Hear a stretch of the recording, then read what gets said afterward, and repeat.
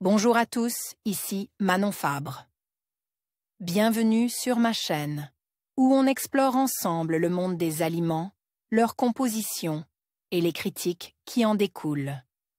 Si vous voulez mieux comprendre ce que vous mangez et faire des choix éclairés, n'hésitez pas à vous abonner pour rester informé. Prêt à découvrir? C'est parti. Bonjour à tous. Aujourd'hui, je vais vous parler d'un sujet qui me tient particulièrement à cœur, le fromage.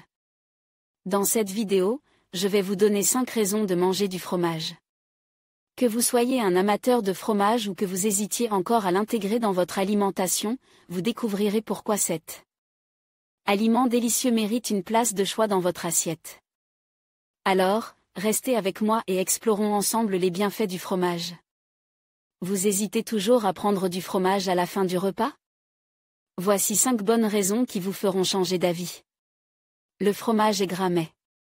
Certes, le fromage contient des matières grasses mais, consomme traditionnellement après un plat et avant un dessert, on en mange pas plus d'un ou 2 morceaux, ce qui limite l'addition calorique. Plus que le fromage en lui-même, c'est la façon dont on le consomme qui peut être à l'origine de surcharge pondérale. Les grignotages intempestifs, les encas à répétition, les plateaux télé ultra déséquilibrent, qu'ils soient à base de fromage, de chocolat, de charcuterie ou de gâteau sont les ennemis de la ligne.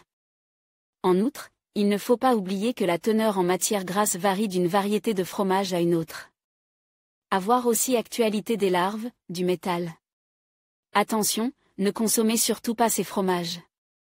Si 40 g d'emmental apportent environ 11 g de lipides, la même quantité de chèvre frais n'en apporte que 2,4 g alors qu'un morceau de camembert fermier voisine avec les 30 g.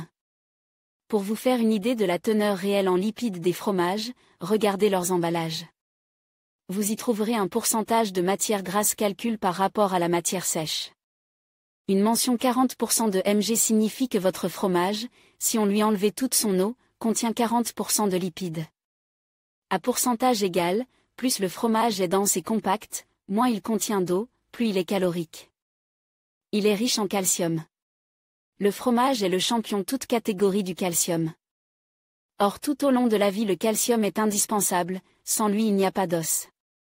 Pendant toute la croissance le squelette grandit, ses besoins en calcium culminent à l'adolescence, environ 1200 mg. Pourtant près des 3/4 des adolescentes françaises ont des carences en calcium, elles abandonnent le lait, considéré comme une boisson de l'enfance, et regardent avec méfiance les fromages, accusent de faire grossir. À l'âge adulte, le calcium permet l'entretien et le renouvellement des os. En effet, on refait entièrement son squelette 4 à 5 fois en une vie. La femme doit augmenter sa consommation de produits laitiers pendant sa grossesse et la période d'allaitement car le bébé puise dans l'organisme maternel le calcium dont il a besoin. Enfin, la consommation de calcium reste un des moyens les plus efficaces de lutter contre l'ostéoporose. Cette maladie caractérisée par une perte osseuse, qui touche plus rarement et plus tardivement les hommes, frappe les femmes de plein fouet dès la ménopause.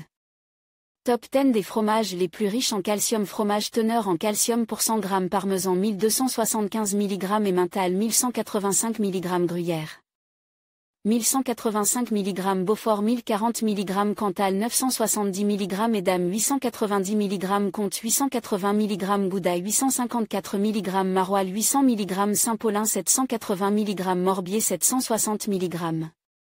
À titre de comparaison, un verre de lait entier apporte environ 180 mg 100 g de fromage blanc égale 110 mg un yaourt, 125 g égale 190 mg c'est une excellente source de protéines. Les protéines sont les éléments bâtisseurs du corps. Elles permettent d'édifier et d'entretenir l'organisme. Les plus complètes sont celles d'origine animale apportées par le fromage, les œufs, les viandes et les poissons. En effet, à la différence des protéines végétales, ces dernières apportent des acides amines indispensables que le corps ne sait pas synthétiser.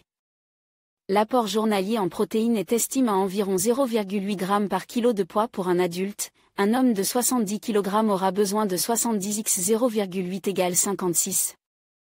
L'idéal serait de consommer 50% de protéines d'origine animale et 50% d'origine végétale.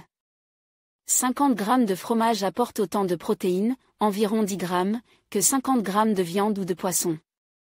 On le sait, la consommation de viande tend à diminuer, inutile alors de bouder le fromage. Il apporte des vitamines. La vitamine A, aux vertus antioxydantes, est particulièrement présente dans les fromages. Connue comme la vitamine de l'œil, sa carence peut provoquer des cécités chez les enfants. La vitamine A intervient dans de nombreuses fonctions de l'organisme dont le renouvellement cellulaire. Le fromage apporte également d'importantes quantités de vitamine B2, dont l'apport, généralement bien couvert car elle est présente dans nombreux aliments, est indispensable à de nombreuses réactions métaboliques.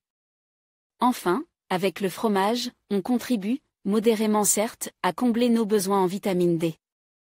C'est bon tout simplement. Du pain, du fromage et du vin. C'est la triade du bonheur. Fierté de la gastronomie française, le fromage avec ses 450 variétés a de quoi séduire chacun. Persille, fondant, fruité, crémeux, sec. Il offre un panel de sensations et de goûts dont il serait dommage de se priver. D'autant que frustration et restrictions alimentaires se soldent le plus souvent par des épisodes où l'on craque sur tout et n'importe quoi. Au détriment de notre sacro-sainte ligne. En conclusion, manger du fromage présente de nombreux avantages qui enrichissent notre alimentation et notre bien-être. Que ce soit pour sa richesse en calcium, ses bienfaits pour la santé digestive, sa diversité de saveurs, son rôle dans la culture gastronomique, ou encore sa capacité à favoriser le partage et la convivialité, le fromage mérite une place de choix dans nos repas. Alors, n'hésitez pas à savourer ce délice tout en profitant de ses multiples bienfaits. Bon appétit!